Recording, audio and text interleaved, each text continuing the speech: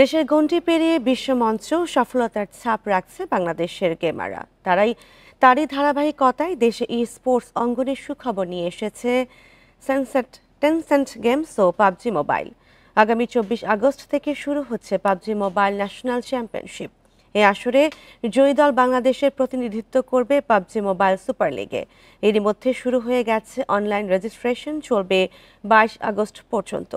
Online এই জাতীয় চ্যাম্পিয়নশিপে 24 থেকে 26 আগস্ট পর্যন্ত চলবে কোয়ালিফায়ার রাউন্ড। 28 ও 29 তারিখ হবে সেমিফাইনাল।